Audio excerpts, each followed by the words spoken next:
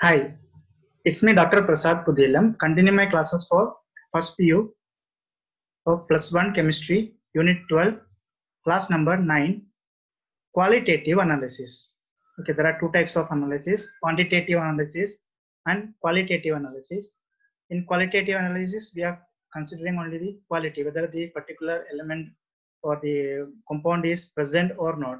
Okay, that we call as the qualitative analysis. So in a compound, organic compound, the main elements present are mainly carbon and hydrogen, and the organic compound may contain nitrogen, sulfur, halogens, bromine, chlorine, iodine, or even some organic compounds consist of phosphorus. So these molecules, how their presence, how it can be determined, that is qualitative analysis. First, we consider the case of carbon and hydrogen. Carbon and hydrogen, it can be detected simply by using treating with the copper oxide, copper 2 oxide. Okay, so this is the experiment setup required for that. The heating mantle is required, then a tube which is sealed to another tube containing anhydrous copper sulfate. Further, it is connected to lime water, then guard tube containing soda lime, and finally a cotton plug to stop the movement of other gaseous molecule, to stop the passage of gaseous molecule. Okay, so if the organic compound contains carbon, say this is the organic compound, a mixture of organic compound and dry copper oxide. Why dry copper oxide? Means if it is containing moisture, that can be, it contains hydrogen, then the estimation of hydrogen will be difficult. Therefore, first we have to convert copper oxide, if it contains moisture, to dry. So the organic compound, it is mixed, or dry copper sulfate is taken, organic compound is taken, then it is heated. On heating, carbon, if it is there, then it convert into copper and carbon dioxide. Okay, so here it will be converted into copper and carbon dioxide. Copper, it is less volatile, or it will try to be in solid state, therefore it will precipitate out. Whereas carbon dioxide is a gaseous molecule, it can move through this or pass through this passage, or it can pass through anhydrous copper sulfate. With anhydrous copper sulfate, carbon dioxide has not having any reaction as such, therefore it moves further to reach till the lime water. Okay, therefore when it reaches the lime water, there is a reaction possible with lime water. Carbon dioxide reacts with lime water, that is CaOH twice, to give calcium carbonate, CaCO3, which will precipitate, plus steam or water molecule will be formed. That means here, and in lime water, carbon dioxide is converted into calcium carbonate, which causes turbidity. The lime water, if it is transparent colored lime water, it becomes turbid. Okay, so if lime water converts into turbid, or turbidity is developed, that means the taken organic compound consists of carbon. Similarly, hydrogen can be detected by treating with dry copper oxide. On heating, you'll be getting copper and steam, H2O in gaseous state, that is steam. Steam will pass through that. When it reaches to anhydrous copper sulfate, there is a reaction possible. These two will react, or anhydrous copper sulfate will take the water molecule as water of hydration, we say. So the water molecule with a copper sulfate, which is white colored, it will be converted into a copper sulfate pentahydrate. So water molecule is taken by the copper sulfate, and the color changes. Okay, the water molecule is taken up by copper sulfate, the white color will disappear, or we can see blue colored CaSO4 pentahydrate, CaSO4 dot 5H2O. Therefore, presence of a blue color in that container containing copper sulfate indicates that the organic compound consists of hydrogen. So these are the same method for same method to identify presence of a carbon as well as hydrogen, that is treating with the copper sulfate. Okay, therefore carbon forms turbidity with lime water. Hydrogen forms blue color with the copper sulfate, white color copper sulfate will be converted into blue color copper sulfate pentahydrate.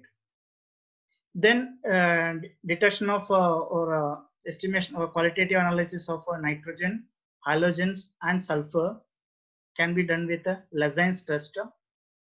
phosphorus cannot be estimated with the Lorentz test so effectively, because the organo compound with phosphorus, it will not form the stable, or it will not form dissolved state. It will undergo undissolved state. So it is difficult to determine the presence of phosphorus. Separate test is required for phosphorus. Plus nitrogen, sulfur, and halogen can be detected easily by Lorentz test.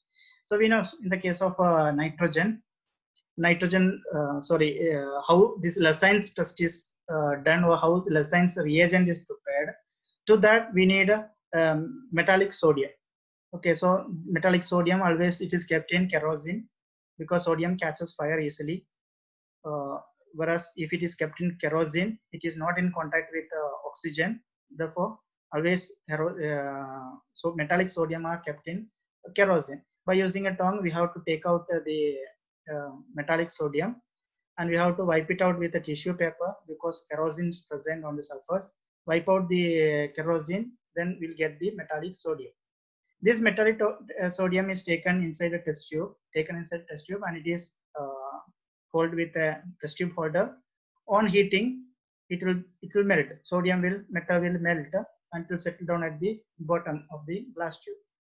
Then we have to take the organic compound which we want to test, either nitrogen, halogen, or sulfur. That organic compound, with a spatula, we have to take a small amount of the organic compound. It is added to that test tube containing molten sodium. Then further it is mixed by again heating. So a mixture of sodium and the organic compound we obtained. Then we have to remove the heating. Then we have to take a china dish or anything which can withstand the temperature, and we need to add distilled water to that. And this hot case, so this is red hot, so it is heated such that the glass tube becomes very reddish color.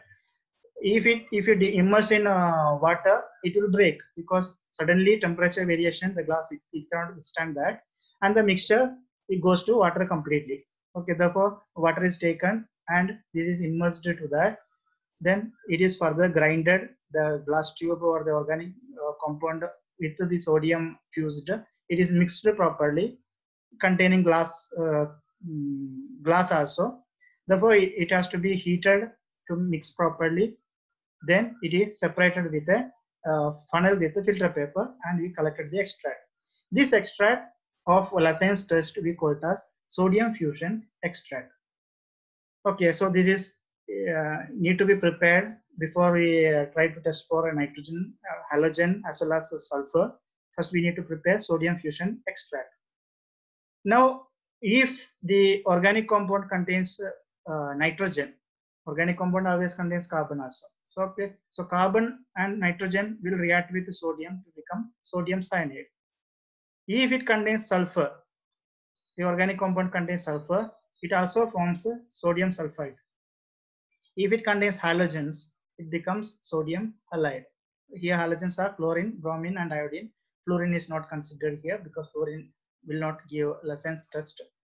Only chlorine, bromine, and iodine forms. Here during the test, whatever the chemical compound formed with the fluorine, they will not precipitate or will not give any change in color change. Therefore difficult to estimate. Therefore consider only chlorine, bromine, and iodine. Okay, so fluorine does not give Lorentz test because it does not form precipitate like other halogen like chlorine, bromine, and iodine. It forms precipitate, but it immediately dissolves in water. Therefore difficult to identify fluorine. Therefore we cannot detect fluorine by Lorentz test. Only the other halogens are determined. Okay, so we will consider the first case, that is that of nitrogen. Okay, sodium cyanide is formed. That means solution state will be Na plus and Cn minus. It's separate as ions. Now we can say if you take a little amount of sodium fusion extract, if it contains nitrogen, then Cn minus molecule will be the cyanide molecule. Cn minus will be present.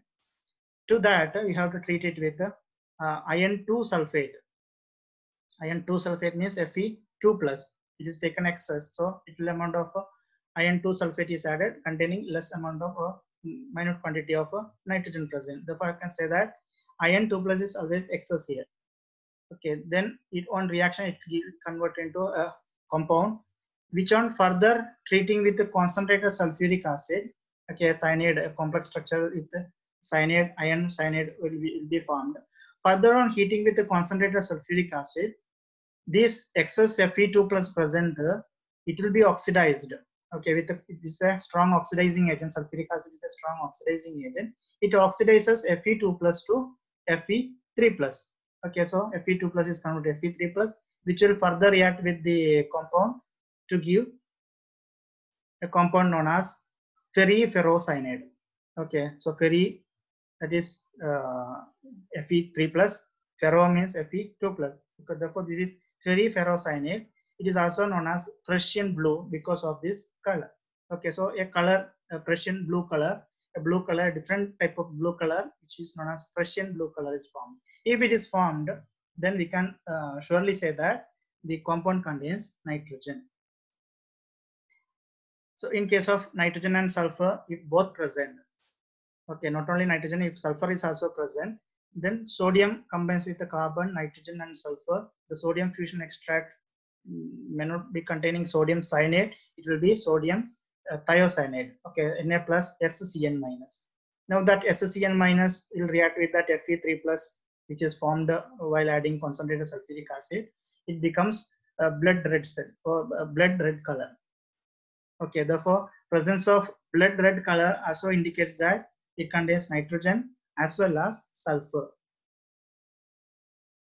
As well as if the sodium fusion extract which we prepared, if you are not taking a small amount of sodium, by mistake took a large amount of sodium or more sodium is present, that is excess sodium is there, then it can further react with the compound can further react, that is sodium thiocyanide can react with sodium to give sodium cyanide as well as sodium sulfate. Okay, sodium sulfate is formed because of the sulfur present here, and sodium thiocyanate is also formed. There is a separate Prussian blue formation with cyanide also, but this will give some yellowish color, so we may get confused. Okay, anyhow, if Prussian blue color is formed, we can say that nitrogen is present, and if blood red color is formed, then we can say that sulfur is present. Or if we get sodium cyanide as well as Na2S, then also we can somehow come to conclusion that it contains both nitrogen and sulfur. Next one, that is that of sulfur. We already seen the equation that sodium combines with sulfur to give sodium sulfide, that is in sodium fusion extract. If sulfur is present, that is Na plus and sulfur 2 minus. Now this sodium fusion extract, it is acidified with acetic acid. Acetic acid is an acid. Therefore, if you add acetic acid, we can call that process as acidification. Then lead acetate is added. Why you are adding acetic acid, that will tell. So lead acetate is added. Lead acetate, that is lead 2 plus, it will combine with a sulfur 2 minus to become lead sulfide, that is black in color. Therefore, if the test tube means a little amount of sodium fusion extract is taken in separate test tube, acetic acid is added, lead acetate is added, then if black color formation is there, black precipitate is formed, then we can say that it consists of sulfur. Okay, another method to detect sulfur is from sodium fusion extract itself. We can treat it with sodium nitroprusside. Take a little amount of sodium fusion extract to another test tube, add sodium nitroprusside to that. If it forms a compound,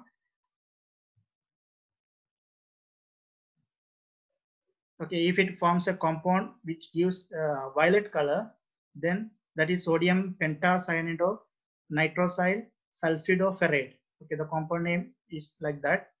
It is having violet color. So presence of violet color also indicates with the sodium nitroprusside and the sodium fusion extract, if it develops violet color, then also we can say that sulfur is present.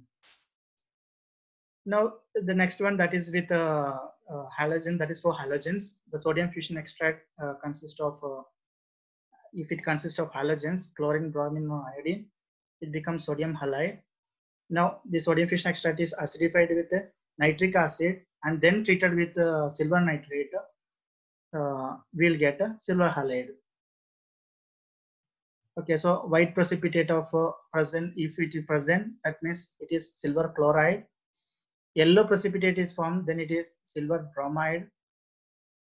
again yellow precipitate is formed, then it also indicates silver iodide. Therefore, a confusion will be here whether it is bromine or iodine. Therefore, further we can test it with the ammonium hydroxide.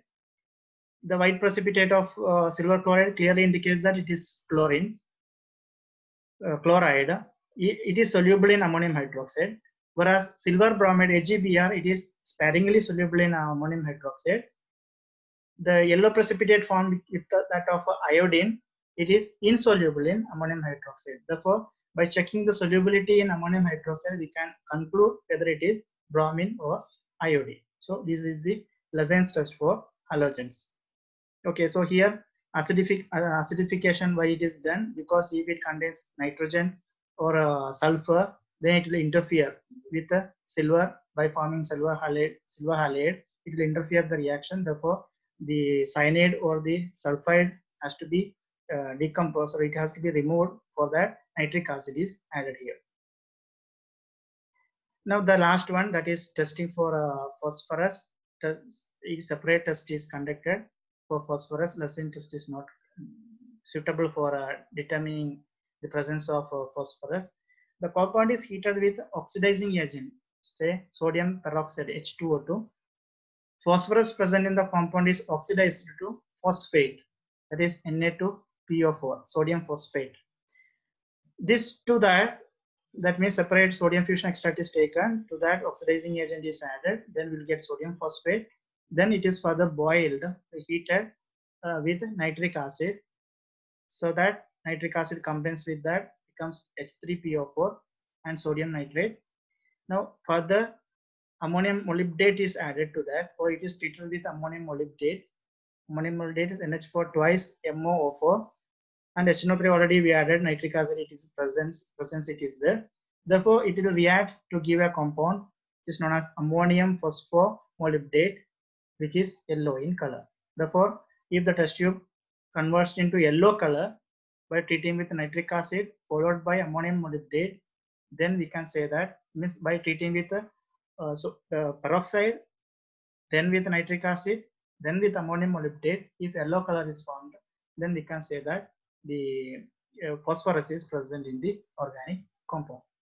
Okay, thank you for watching this video. Also subscribe my video to get more videos like this. I'm signing out from this presentation. Thank you very much once again, and have a nice day.